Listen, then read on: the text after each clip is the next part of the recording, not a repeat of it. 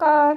आज के वीडियो में मैं आपको जानकारी देने वाली हूँ कि प्रेत योनि क्या है और मनुष्य प्रेत कैसे बनता है। तो गरुड़ पुराण के अनुसार जब किसी जीव की मृत्यु होती है तो आत्मा शरीर छोड़ देती है।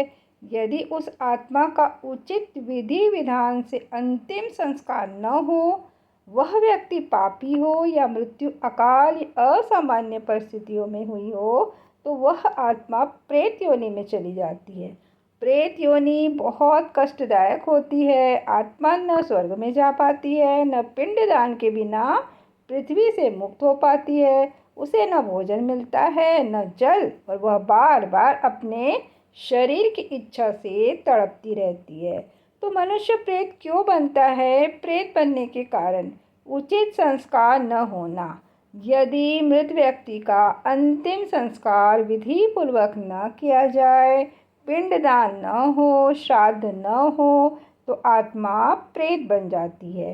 दुर्घटना, आत्महत्या, हत्या या युद्ध आदि से हुई मृत्यु में आत्मा को सद्गति नहीं मिलती और वह प्रेत योनि में भटक सकती है। यदि व्यक्ति के मन में मृत्यु के समय कोई तीव्र इच्छा अधूरी रह जाती है, जैसे धन, घर, परिवार, शत्रु से बदला, तो फिर आत्मा वही अटकी रहती है और प्रेत बन जाती है। यदि किसी ने जीवन में पाप किए हो, जैसे हत्या, चोरी, व्यभिचार, धोखा, तो उसका फल उसे मृत्यु के बाद प्रेत योनि के रूप में भोगना पड़ता है। गरुड़ पुराण के अनुसार मृत व्यक्ति के परिजनों के द्वारा यदि श्राद्ध, पिंडदान आदि कर्म न किए जाए, तो आत्मा प्रेत योनि में फंसी रह सकती है। तो प्रेत योनि के क्या लक्षण होते हैं और अनुभव? आत्मा को कोई देख नहीं पाता, पर वह स्वयं सब देखती है। उसे भूख प्यास सताती है, लेकिन वह उसे मिटा नहीं सकती। तो प्रेत योनि क्या है और मनुष्य प्रेत कैसे बनता है? तो यही सब जानकारी मैं पूरी आखिरी तक आपको देने वाली हूँ, तो कृपया वीडियो में बने रहिएगा। मृत्यु के बाद आत्मा 10 दिनों तक प्रेत रूप में रहती है। यदि इस अवधि में श्राद्ध, तर्पण, पिंडदान नहीं किया जाता, तो आत्मा प्रेत योनि में फंसी रहती है। पापी, हिंसक, जिसने धर्म विहीन जीवन जिया हो, तो फिर आत्मा को लंबे समय तक प्रेत योनि में ही रहना पड़ता है। अंतिम संस्कार, कई लोगों का ऐसा होता है कि अंतिम संस्कार नहीं हो पाता विधि पूर्वक, तो भी वह प्रेत योनि में चला जाता है। आत्महत्या करने वाले व्यक्ति को अगले कई जन्म तक प्रेत योनि में भटकना पड़ता है। यह सबसे ज़्यादा दारुण स्थिति मानी गई है। प्रेत योनि की क्या विशेषताएं हैं? प्रेत योनि एक अत्यंत कष्टदायक और पीड़ादायक अवस्था होती है। भूखमरी, जल की प्यास, प्रेत आत्मा को न तो भोजन प्राप्त होता है न जल। वह बार बार भोजन की इच्छा करती है, लेकिन वह कभी संतुष्ट नहीं होती, उसकी प्यास नहीं बुझती। अकेलापन, भय, प्रेत आत्मा को कोई साथ नहीं देता। वह अकेले, अंधेरे और डरावने स्थानों में भटकती रहती है। न दिन होता है न रात का सुख, केवल पीड़ा पीड़ा। बार बार शरीर पाने की लालसा होती है। प्रेत बार बार अपने शरीर की कामना करता है। उसे लगता है कि वह जीवित है, लेकिन वह किसी को छू नहीं सकता, किसी से बात नहीं कर सकता, और दूसरों को डराने की प्रवृत्ति होती है प्रेत में। कुछ प्रेत अपनी पीड़ा के कारण लोगों को डराने लगते हैं। वे किसी के शरीर में प्रवेश कर सकते हैं, किसी को भ्रमित कर सकते हैं या किसी स्थान को अपवित्र बना सकते हैं। तो प्रेत आत्माओं की क्या श्रेणियां हैं?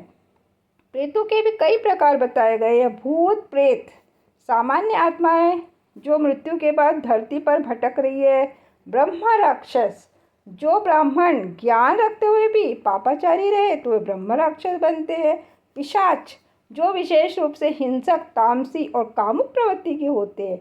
डाकिनी, शाकिनी, स्त्री प्रेत, जो मोह, क्रोध या बदले की भावना से युक्त होती है, तो वह डाकिनी, शाकिनी बनती है। प्रेत योनि से मुक्ति कैसे मिलती है?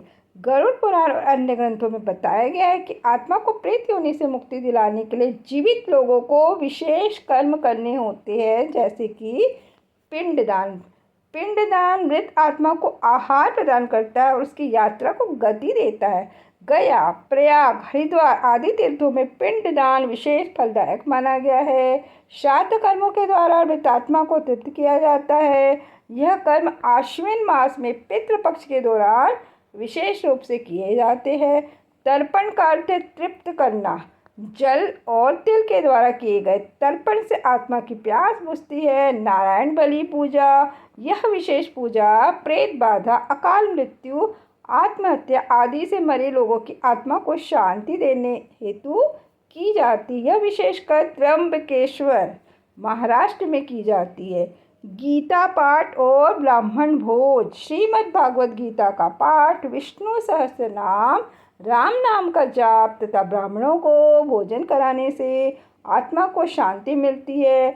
अब मैं आपको बता रही हूँ कि प्रेत आत्माएं किन किन स्थानों पर भटकती है। तो गरुड़ पुराण के अनुसार प्रेत आत्माएं उन स्थानों पर अधिक भटकती है जहाँ उनकी मृत्यु हुई हो, जहाँ उनका मोह या आसक्ति हो। शमशान, पुराने खंडहर, वृक्ष, पीपल, बड़ के पेड़, कुएं आदि। प्रेत योनि और पुनर्जन्म, जब आत्मा को पिंडदान, तर्पण आदि विधियों से संतोष मिल जाता है तब वह प्रेत योनि से मुक्त होकर या तो यमलोक जाती है या पुनर्जन्म प्राप्त करती है। अगर कर्म अच्छे हैं तो स्वर्ग मिलता है, अगर कर्म बुरे हैं तो नरक मिलता है, और अगर कुछ बचे हुए कर्म हैं तो अगला जन्म मानव रूप में, पशु पक्षी आदि के रूप में प्राप्त होता है। तो प्रेत योनि का आध्यात्मिक संदेश क्या है? प्रेत योनि केवल एक भौतिक स्थिति नहीं है बल्कि एक चेतावनी है। अपने जीवन को धर्म पूर्वक जियो, मृत्यु को अंतिम नहीं मानो और अपने पूर्वजों का आदर करो। यह हमें सिखाती है कि मृत्यु के बाद भी आत्मा अमर है, लेकिन उसे मोक्ष दिलाना हमारा कर्तव्य है। यदि हम ऐसा नहीं करते तो आत्मा को बहुत कष्ट झेलना पड़ता है। तो प्रेत योनि हिंदू धर्म की गूढ़ मान्यताओं का एक महत्वपूर्ण पहलू है। यह न केवल मृत्यु के बाद की एक यात्रा को दिखाती है बल्कि यह जीवन को धर्म, करुणा और मर्यादा से जीने की प्रेरणा भी देती है। जो लोग जीवन में धर्म, सत्य, सेवा, परोपकार और ईश्वर भक्ति के मार्ग पर चलते हैं तो उनकी आत्मा मृत्यु के बाद सीधे परम धाम की ओर जाती है। लेकिन जो मोह, लोभ और पाप के रास्ते पर चलते हैं तो वे प्रेत योनि में फंस जाते हैं। तो इसीलिए आइए हम अपने जीवन को इस प्रकार जिए कि मृत्यु के बाद हमें शांति मिले और हमारे पीछे रहने वाले हमारे परिजन हमें ससम्मान विदा कर सके। तो कैसी लगी आपको आज की वीडियो? कृपया मुझे कमेंट से ज़रूर बताइएगा। धन्यवाद।